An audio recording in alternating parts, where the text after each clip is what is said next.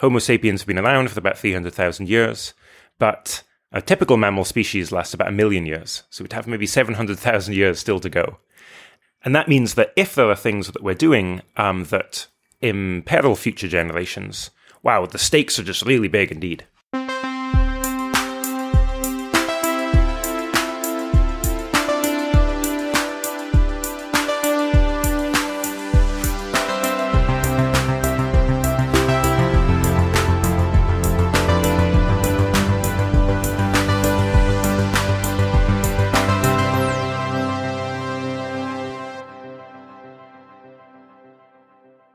Welcome back to Heja Framtiden, the Swedish podcast on the future.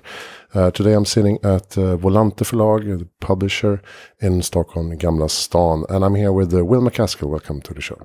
Thank you for having me on. It's a delight. Do you say founder of the Effective Altruist movement? So I'm just one of the people who helped to get effective altruism started. That's perhaps more accurate. Important figure in the effective altruism movement. Yeah, that's right. So I've been promoting these ideas for quite a while now, over 12 years. And you're here because you have released a book called What We Owe the Future.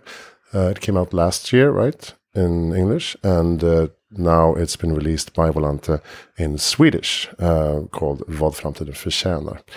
For someone who doesn't know you, can you give us a quick recap of your career so far?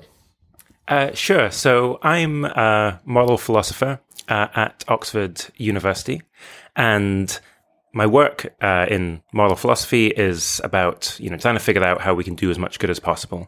How can we make the most progress we can on the big problems in the world?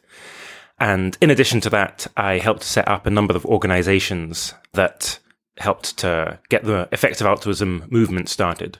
So one is Giving What We Can, which was founded in 2009 and encourages people to give at least 10% of their income to whatever charities they believe are the most effective. 80,000 Hours is a second charity, and that provides highly in-depth advice on how young people can use their careers to do as much good as possible. And then finally was the Center for Effective Altruism, which helps to kind of run and steward the broader effective altruism community.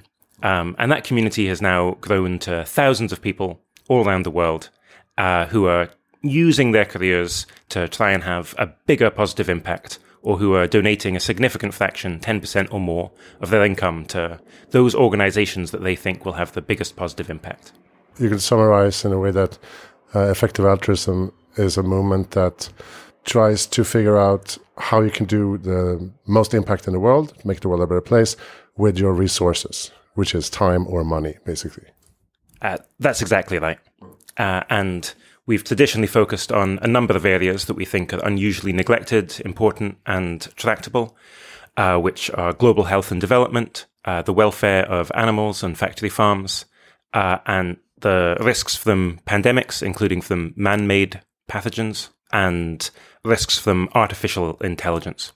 And your first book, Doing Good Better, was released in 2014, something? 2015. 2015. And that's a summary of what the effective altruism is and what you can actually do individually to improve the world in different ways. You have calculations of where can you save the most lives with the money you have. What's it called? QALY? Yeah, so there's a metric that I suggest in Doing Good Better, which is widely used by health economists, which is the Quality Adjusted Life Year, or QALY. And that measures two ways in which you can benefit someone. So if they have a good life, then by saving their life, you give them just more years of life ahead of them, and that's a way of benefiting someone. Or you can increase someone's quality of life. So if you cure someone's back pain, then you're probably not extending their life, but you are making their life just better, more enjoyable, more flourishing for the time period that they are alive. And the Quality Adjusted Life Year takes into account both of those aspects. It's not a perfect metric by any means, but it's at least getting at what we really care about. Could you say that in that book, or in that period of time, the focus was a bit more on here and now issues, like battling poverty, malaria, diseases, And now you've taken a turn towards what we call long-termism, which is, could you say that it's a part of the philosophy? I know it's contested sometimes by effective altruists as well. Why did you take this deep dive into long-termism? Sure, I'll tell you a bit about my own intellectual journey. So, effective altruism, the underlying idea that really motivates me is trying to do as much good as possible, trying to help others by as much as I can. And I started that journey focused in particular on improving the lives of the poorest people in the world, where it's just really astonishing how much good you can do. It costs just a few $1,000s to save a child's life. However, it's not obvious that that's, the best way of helping. There's just so many problems in the world. And over time, a set of arguments really started to move me in my thinking. So these arguments are based on just very simple ideas. One is that just the interests of future generations matter, morally speaking. If we are causing harm at the moment, it doesn't really matter if that harm impacts someone tomorrow or in a year's time or even in 100 or 1,000 years' time. Harm is harm just no matter when it occurs. The second is that the sheer scale of the potential future is very great indeed, where Homo sapiens have been around for about 300,000 years, but a typical mammal species lasts about 1 million years, so we'd have maybe 700,000 years still to go. And that means that if there are things that we're doing that imperil future generations, wow, the stakes are just really big indeed. And then the final aspect is just that we really can make a difference to the sort of world that our grandchildren and their grandchildren inhabit, where there are, in particular, various catastrophic risks that could lead to dystopia, could lead to billions of people dead, destruction of civilization itself, or even just lead to the end of the human species altogether. And you mentioned the kind of distinction between, here and now and the future. And one clarification is that, long-termism, it's about thinking long-term in the sense of thinking we should take our impacts on the long-term and future generations just as seriously as we take our impacts on the present. But it's not necessarily about focusing on things that will only happen in 100 years' time or something, because the risks that we tend to focus on, such as from pandemics, including man-made pandemics, such as the risks from AI, they are pressing concerns, actually. These are things that we are having to deal with now and that will only get more severe over the coming 10 years. So I like to say that the focus often is about, near-term risks with long-term consequences. We should be thinking long-term, but acting now. So you mean that these risks are so potentially severe that they can change the whole trajectory of the human species, basically, and that's why we need to address them with more resources and time. Yeah, that's exactly right. So, and we can see this clearly if we think about, events in the past where if there had been an all-out nuclear war, that would have changed in, between Russia and the US or USSR and US. That would have changed the whole course of human civilization because it would have resulted in billions of people dead. Or if, Nazism or Stalinism had become the kind of dominant ideology in the world, that would have changed the entire course of civilization. Both of those things would have been extremely bad, and it's just very good that we managed to avoid them in the 20th century. But we have our own set of challenges in the 21st century, and what I'm kind of pushing for is us taking those challenges really seriously and working as best we can to ensure that we navigate them well and steer civilization towards a better future. Did you know from the start, writing this book, that you would go into history a lot? Or was that something you sort of, that revealed itself during the course of the work? A little bit of both, where, there are many people who work on existential risk, and I found that most of them don't really engage with history very much. And so I was then to think okay, well, I want to add to the debate and contribute. And I very naturally think, when I'm thinking about, how to predict the future, I try and think, okay, well, one source of evidence is what's happened in the past. And so that made me think that, okay, if I'm going to have a book that's going to add a lot to the debate, then I could start to see, okay, how does the idea of kind of long-termism look from the perspective of the past? What are there lessons that we can draw from history? And I don't think that's the only thing we should be doing. There's a lot of kind of things that we can be thinking about just by looking at the present day. However, I did think it was useful. It's informed my thinking quite a lot. And you said it took a decade's worth of man hours to finish this book. Why was that? I spent 2 or 3 years of full-time work myself on the book over the course of about 5 years. And I also benefited from having a research team that was helping me. So research assistants, fact checkers, and so on. And I mean, it's a dense book as well as being a big book. But in particular, it's not just a philosophy book. It also covers a whole suite of different disciplines. Climate science, it covers issues around artificial intelligence, biotechnology, risks of war, so many different issues, and a lot of history too. And for all of this, I really don't want to spread misinformation. I want to have an extremely high bar for what sort of claims I'm making. And so we engage in very intense fact-checking. Actually, 2 years of work probably went into fact-checking alone. So that all of the claims in the book, I felt like we had, a really quite high standard of evidence for, much higher than is typical in a non-fiction book. And then finally, just in lots of areas, there was just a lot of novel research, and that takes time. And speaking of history, there's one word that I find very interesting in the book that is a contingency. Like, would this event have happened eventually, or did it take a lot of effort and passion to steer the course in another direction? And you bring up, for example, the suffrage movement. You bring up the abolition of slavery as things that they didn't happen by some cause of nature. They happened because people actually fought for it.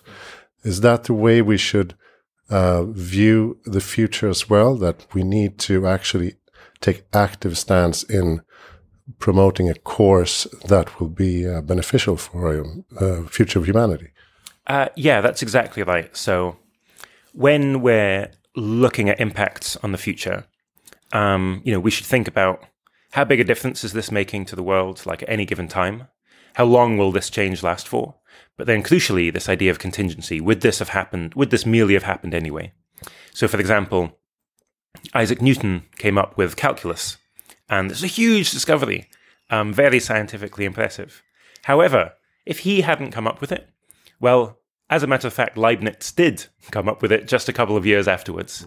So he did not change the course of history in coming up with calculus, because that idea would have been well known anyway. However, there are some actions, in particular with respect to making moral change, that are such that those changes would not have happened otherwise. And in the book, I look in depth at the movement to abolish slavery, in particular in the United States and the British Empire, where that, prior to learning about all this, I would have thought, of course, it was just absolutely inevitable that we would abolish slavery. But actually, I no longer think that. I think the abolition of slavery was not at all inevitable because of economic reasons or changing technology. Instead, it was the result of sustained thinking and activism and advocacy from many, many people over the course of a long time. But it was the result of, decisions by people and thoughts by people, rather than merely the natural flow of history. What kind of areas do you see could have the same potential now? I think the attitudes we have to animals are, again, potentially contingent. I mean, people have been developing better moral attitudes with respect to animals, taking their suffering seriously over, many decades now. However, we kill more animals for food. We put more animals in horrific conditions in factory farms than ever before. So actually, in this regard, the world is getting worse. And that's something that we shouldn't assume will get better into the future. And more generally, I just worry that going into the future, we will have highly inegalitarian societies where the world today, especially in Western countries, is very unusually democratic, unusually liberal, unusually egalitarian. And there's no certainty at all, from my perspective, that that will continue into the future. And I would really worry about a world where, almost all power is controlled by a handful of individuals, or there is a kind of moral worldview where we really don't care about the disempowered or beings who are different than us. I think that's a way in which we could get a truly catastrophic future, and something that we should be advocating for. Yeah, I mean, who would have thought that the US would move towards a non-democracy? Yeah, I mean, there's a consistent trend, sadly, over the last few years. It's still a small trend to begin with in the direction of authoritarianism, non-dictatorship, in particular on the right. So Sweden has the growth of a far-right populist party. In the US, Trump was extremely anti-democratic, tried to get democratic elections overturned. And this is, again, the sort of thing that, before learning about this, I would be very naive and think, well, democracy is kind of here to stay. But, Hitler's regime, he was democratically voted in and then took power himself, became a dictator. That can happen. And we should not at all be complacent that, the future will be democratic. Again, this is something that we have to fight for and continue to fight for just to preserve. Yeah. And you worry about something called value lock-in, because in the book you sort of stress that values and norms are probably the most important tools we have to change the really long-term trajectory of civilization. Can you describe value lock-in, or was it maybe you just did? Yeah, I mean, so more specifically, value lock-in is when you get a set of moral values or ideas that govern society and persist for an extremely long time. So the most extreme case of this would be something like a stable global totalitarian state. That might seem far off, it might seem sci-fi. I think that developments in artificial intelligence could dramatically upend society as we know it. I think it could give power into the hands of a very small number of individuals.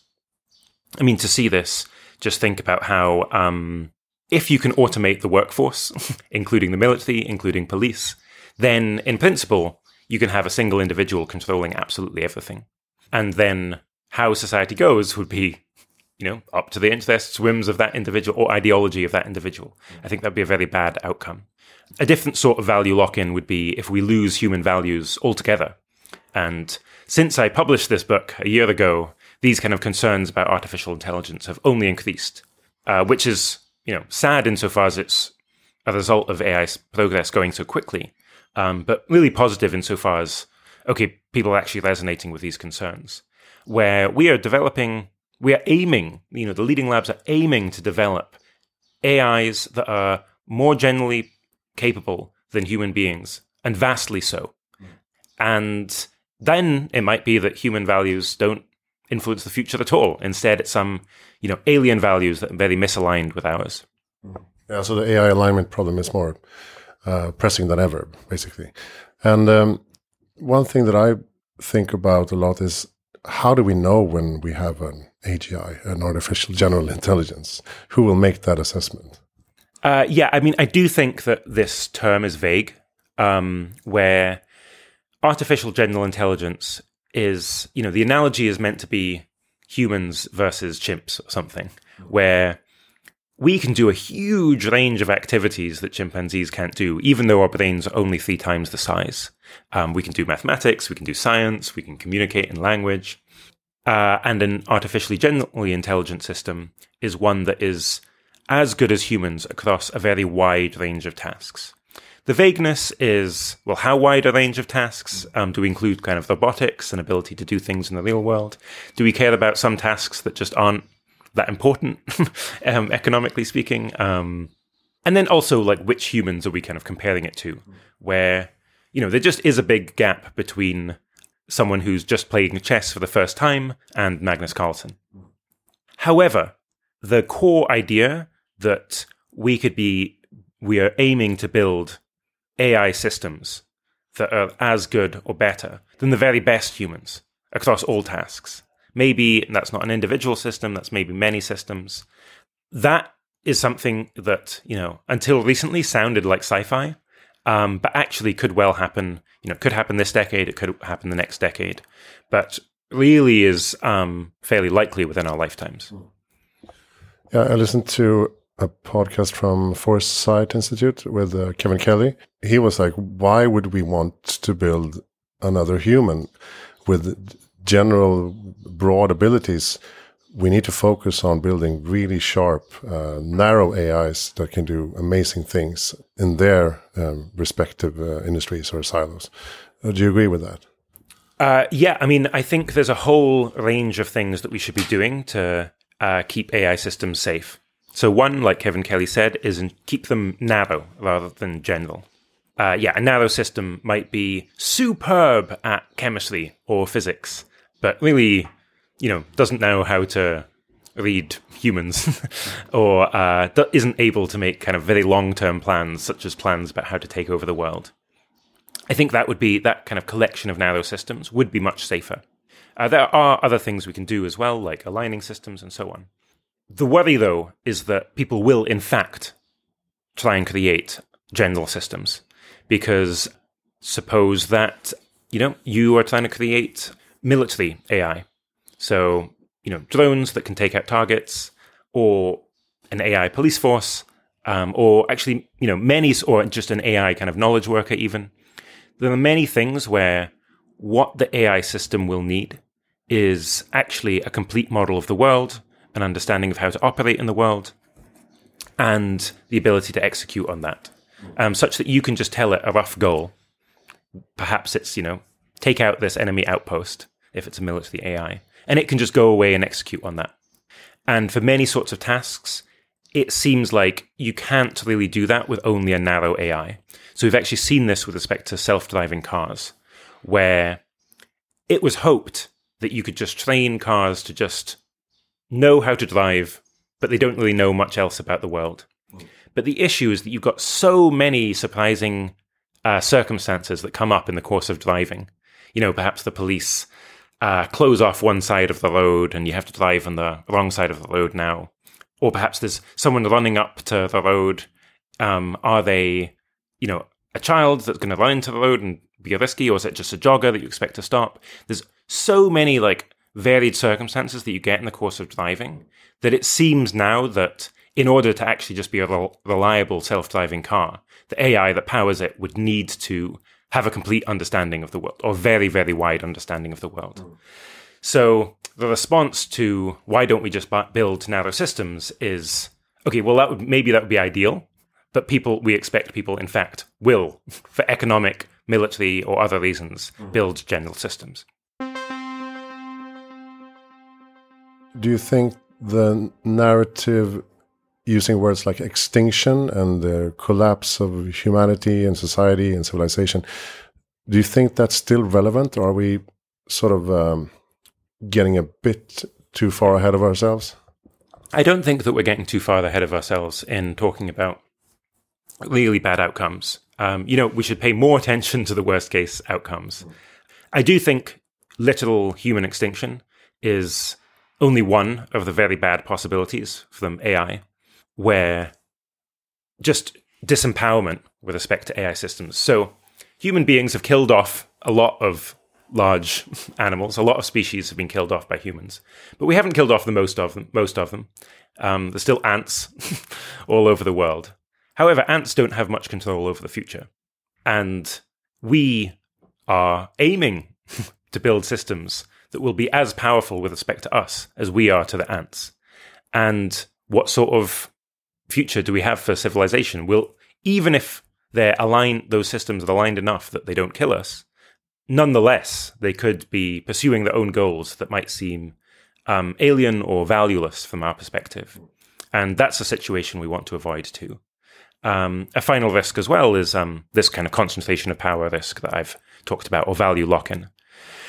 And then, there's so many issues that AI poses. Another one would just be democratization of dangerous knowledge, where we're developing the ability to make viruses in labs that could be far more disruptive than any viruses in nature. In the future, open source AI models could enable just anyone to be taught how to make such viruses. The fact that the cost of synthesis of DNA is decreasing so rapidly too means that the power to learn how to create a virus, do so, and release it could be in the hands of everyone around the world. And that's a kind of scary prospect. So I really think we should be thinking about these worst-case outcomes, but we should be thinking about the whole range of them. And you have an interesting example in the book where you say, okay, let's say that nuclear weapons or something like that, nuclear war, eliminates 99% of the human population of the world. And you sort of do the calculation and reach the conclusion that, yeah, I think we will probably prevail because there will be 80 million people. And among them, there will be very interesting capabilities and professions. So, I still think we should be very, very strongly trying to stop catastrophes that kill 99% of the world's population, obviously on both near-term and long-term grounds. But there is this question of, that I got interested in, which was, whether civilization would bounce back. Because some people think, oh, well, if sufficient number of people die, then perhaps like all of society collapses. And there was this analogy that a collaborator of mine once used of, oh, well, maybe humanity is kind of like a sapling of a tree, and you cut off half its branches or something. Maybe that tree just dies. And I think that's just not really an accurate way of looking at civilization at the moment. If you look at other kind of disasters that have happened, the bombing of Hiroshima or the Black Death in Europe, humans show this remarkable ability to be resilient, to bounce back. And in fact, often in remarkably quick time. Like, Hiroshima had the same population it did before the bombings, only 13 years afterwards. There's also just many stories of remarkable human adaptation and ingenuity in the face of adversity. So I think there's that general trend. But then also, if you just try and, really from fundamentals ask, okay, if there were only 80 million people in the world, what would prevent them from coming back to kind of present-day levels of technological advancement? And it's really hard to see that there is any bottlenecks. The one potential bottleneck that I could have seen was that if we depleted all fossil fuels. Currently, we're very far away from that, though. There's still lots of fossil fuels in the ground, and hopefully we keep them there. And perhaps even if there weren't, humanity could still kind of work around it with other sorts of energy sources. But yeah, in general, it just seems like civilization is actually pretty robust. Even in the light of these very large catastrophes, I think we would kind of bounce back. What makes you most hopeful and optimistic about the future? I think one thing that makes me really hopeful and optimistic is just that I think people do just listen and care about these sorts of issues. We've seen that in the case of AI now, where, for many, many years, people I work with and myself have kind of raised the alarm bell on issues related to artificial intelligence. And, slowly but surely started to get a number of people kind of thinking about it, worried and concerned. And now that it looks like we're much kind of closer to the end game, the wider public is just taking this really seriously. Governments seem to be taking this really seriously. And that means that we really can take action. Where, humanity has done amazing things in the past. The Montreal Protocol just solved the problem of the depleting ozone layer, kind of, overnight almost. That was a fantastic act of humanity kind of getting together and taking action to fix big problems in the world. I think we can do the same thing with risks, even as risks as big as AI or man-made pathogens. I usually ask my guests one last question, which is, what's your best tip for making the world a better place in the future? I think the best tip I could give, this will relate to organizations that I've set up, because I've been trying over the last 10, 15 years to try and help other people as much as I can to help them do good, would be to really think about how you're using your money and how you're using your time. With respect to how you're using your money, you could look up givingwhatwecan.org, encourages people to give at least 10% of their income to the most effective charities. Also has recommendations for a range of places that you can give to that will be extremely impactful across a range of causes: global health and development, but also climate change, AI risk, biorisk, and other issues too. The second is to think about how are you using your career. So second organization, 80,000 Hours, that I helped to set up, makes kind of in-depth recommendations and advice on how you can use your career to have as big an impact as possible. Also provides, podcast, job board, one-on-one career advising. Between those two things, if you've really thought that through, then you can use your time on Earth to make a truly tremendous difference to the world. Do you have a good reading tip? As in like a book that I would strongly recommend? Yeah, I think I'd have to say The Precipice by Toby Ord. He's a colleague of mine at Oxford University. And I consider What We Owe the Future like a sister or companion book to The Precipice. We cover some of the same ground, but he goes really in depth to many of the catastrophic risks that humanity faces today. And who do you think I should interview? Toby Ord, maybe? Yeah, I think it would be great for you to interview Toby Ord. You should have some AI experts on your podcast too. Perhaps Ajay Kochra at Open Philanthropy, Katja Grace at AI Impacts, maybe David Kruger, he's a professor of AI at University of Cambridge. Those would be some great options. Great. Thank you so much, Will MacAskill, for joining me at Heja Framtiden. Great. Thank you for having me on. And check out the book, What We Owe the Future. In Swedish, it's called Vad framtiden förtjänar, out now on Volante Publishing. Thank you, Volante, for hosting this interview in your office. My name is Christian von Essen. Check out hejaframtiden.se for more information about my projects. Thank you for listening.